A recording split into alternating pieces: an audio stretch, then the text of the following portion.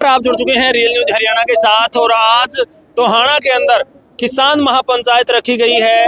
लगातार डल्लेवाल साहब की अगर बात करें, खनौरी बॉर्डर पर आज उन्होंने 1 महीने से ज्यादा हो चुका है जो अमन अनशन पर बैठे हैं। उसी में महापंचायत के अंदर डॉक्टर सिक्किम हमारे साथ पहुंचे हैं। किसान आंदोलन का एक चमकता हुआ चेहरा, किसान आंदोलन में लगातार आपने देखा कि संघर्ष करते हुए आपको नजर आए थे। तो आज इनसे पूछेंगे टोहाना पहुंचने का उद्देश्य, क्योंकि काफी समय हो चुका है किसान आंदोलन में अनएक्टिव नजर आ रहे हैं।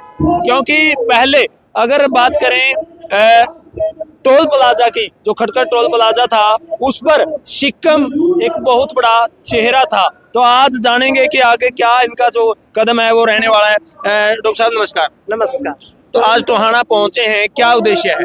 हमारा उद्देश्य ये है, जो सरकार ने हमारे साथ वादा खिलाफी की है उस चीज को हमने याद दिलाना है। आप लोगों को पता कि हमारी एक दूसरी फोरम है जो जिसको ये कह सकते हैं कि किसान संयुक्त मोर्चा 2 या सेकंड, जो लगातार आंदोलन किए हुए 1 साल से, पर सरकार सुन रही। उसी एवज में जो हमारे डल्लेवाल साहब है, लगातार आज 40 दिन हो गया अमर अनशन पर उसकी सुध लेने के लिए सरकार तैयार नहीं है। तो हम सरकार को जताना चाहते हैं कि लड़ाई हमारी आज भी एक ही है। हमारे रास्ते अलग हो सकते हैं, मंजिल एक है और उनकी सुनी जाए और उनका अमर अनशन है जो उसको तोड़वाया जाए। यदि यही हालात रहे तो इस सरकार को दोबारा से दिल्ली की तरफ कुछ करते हुए हमें डर नहीं लगेगा और हम उसकी तरफ दोबारा से कुछ कर सकते हैं। सरकार को एक हिदायत दी है कि अभी हम उसी ताकत के साथ तैयार खड़े हैं और दिल्ली हमसे दूर नहीं है। डॉक्टर साहब, मैं देखिए कड़वे सवाल आपसे पूछूंगा, 40 दिन के बाद डल्लेवाल साहब की आज कैसे याद आई? नहीं, डल्लेवाल साहब जिस दिन 17 दिन हुए थे उसी दिन मैं मिलके भी आई थी और लगातार आंदोलन के ऊपर हम नगाह बनाए हुए हैं। जबकि आपने पता कि जो दोनों फोरम में है उनके कुछ मतभेद है, पर हम जिस किसान संयुक्त मोर्चे के ऊपर काम कर रहे हैं हम उनके साथ आज भी डट के खड़े हुए और लगातार लड़ रहे हैं। मतभेद क्यों है डॉक्टर साहब? वो तो वही बात है कि जब हम लंबे टाइम तक लड़ते हैं तो परिवार के अंदर छोटी मोटी बातें हो जाती है, पर ये नहीं है कि हमने अपना जो मकसद था उस मकसद को हमने छोड़ दिया। राजनीति तो नहीं है, क्योंकि बहुत सारे नेता राजनीति में कूद गए थे आपके। जो ये लोग ये कहते हैं ना राजनीति गैर राजनीतिक, ऐसा कुछ नहीं होता।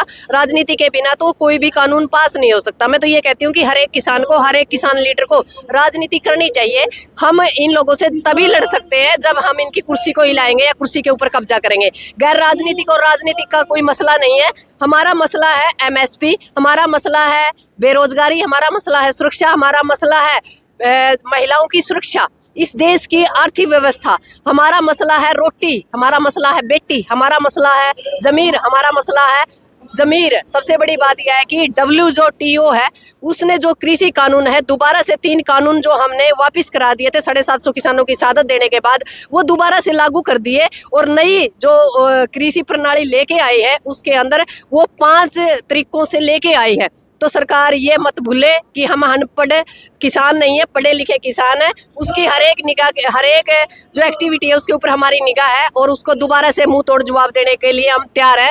750 हम दे के आए हैं, 7,500 और हम दे सकते हैं, क्योंकि इस देश को बचाना हमारा हक भी है, हमारा कानून भी है और हमारी मजबूरी है, क्योंकि हमारी नस्ल और फसल बहुत जरूरी है। इस सरकार की तरह हम बेऔलाद नहीं है। ये बातें आपकी चुनाव से पहले भी आंदोलन में देखने को मिली थी, लेकिन चुनाव में कुछ असर नहीं देखने को मिला, बीजेपी फिर आ गई। नहीं, वो तो ईवीएम का मामला है ना। ईवीएम सेट करके तो चाहे सारी जिंदगी भी आए। ये ईवीएम का जो मामला है ये विपक्ष को उठाना चाहिए। जैसे कि कांग्रेस एक बड़ी पार्टी है, पर जो पार्टियां एक ही थाली के चट्टे बट्टे हैं और ईवीएम सेट करके, जबकि सारी जनता त्राही त्राही कर रही है, सारा देश सड़क के ऊपर है। तो आप मान सकते हो कि सारा देश सड़क के ऊपर है और सरकार बीजेपी की बन रही है। यहाँ गड़बड़ कहाँ है? ईवीएम के अंदर गड़बड़ है।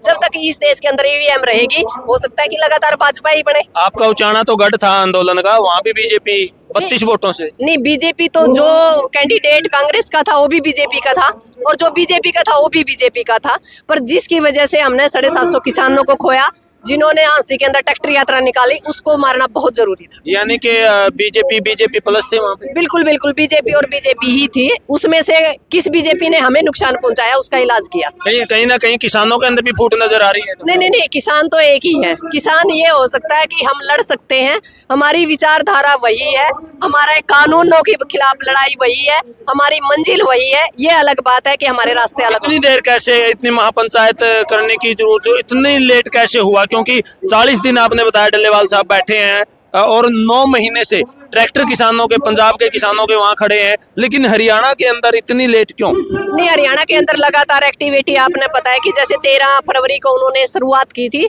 तो 14 फरवरी को हम वहां भी गए थे, पर उन लोगों ने कहा कि जब हमें आपकी जरूरत होगी हम आपको बुला लेंगे। उन्होंने बुलाया नहीं और हम जा नहीं पाए, क्योंकि बिना बुलाए फिर किसी के मामले में टांग अड़ाना भी कहीं ना कहीं सही नहीं, अगर सांझी मांग है, बुलाने से तो साथी में जाते हैं, अगर सांझी मांग है तो उसमें बुलाने की जरूरत पड़ती है। नहीं, बुलाने की दिक्कत इसमें ये है कि वो 2 फोरमों की लड़ाई थी, यानी किसान संगठन की। सभी किसान संगठनों ने आंदोलन को स्थगित किया था। यदि एमएसपी की लड़ाई हमने लड़नी थी तो सभी संगठनों से राय मशवरा करके हमें दोबारा फिर दिल्ली की तरफ कुछ करना था। उन लोगों ने कुछ जल्दी करी, पर जो भी हुआ वो हमारे साथी हैं। आज भी हम उनके साथ तन मन धन से हैं, कल भी उनके साथ थे, और यदि कोई ज्यादती होती है तो इस सरकार की ईंट से ईंट बजाने में हम पीछे नहीं रहेंगे, क्योंकि लड़ाई हमारी वही नस्ल और फसल की है, रोटी और बेटी की। तो आगे क्या कदम रहेगा आपका? आगे कदम ये रहेगा कि सबसे पहले डल्लेवाल साहब का कैसे अमर अनशन तोड़वाया जाए, जो एमएसपी की गारंटी है, जो डब्ल्यूटीओ ने हमारे ऊपर दोबारा से हमला किया, जो 3 काले कानून थे उनको 5 कानूनों के अंदर जो सरकार लेके आई, उसको तोड़ने का कैसे काम किया जाए। इस सरकार ने, जो केंद्र सरकार ने कानून बनाए थे, वो राज्य सरकार के ऊपर मतलब थोप दिए गए हैं कि आप इन कानूनों को लागू करो, जबकि राज्य सरकार ये कानून लागू नहीं कर सकती। केंद्र सरकार मनमानी करने के लिए मतलब बार बार राज्य सरकार के ऊपर दबाव बना रही है। हम सरकार को बता देना चाहते हैं कि हमने हथियार रखे हैं, चलाना नहीं भूलें। एमएसपी सैनी साहब ने काफी बार बयान भी दिया है, अखबारों में भी छपा है, चैनलों पर भी चला है, हरियाणा के अंदर तो मिल चुकी है। नहीं, एमएसपी एक राज्य का मामला नहीं है, ये पूरे देश का मामला है। सिर्फ हरियाणा से ये मामला पूरा नहीं होता, पूरे भारत की बात है। और यहाँ लड़ाई सिर्फ एमएसपी की, हरियाणा की नहीं है, पूरे भारत की लड़ाई है, जो नस्ल और फसल की लड़ाई है। डब्ल्यूटीओ से जो हमारा कृषि जो क्षेत्र है उसको बाहर निकालने का मामला है, वो पूरे भारत का है, ना कि एक राज्य का।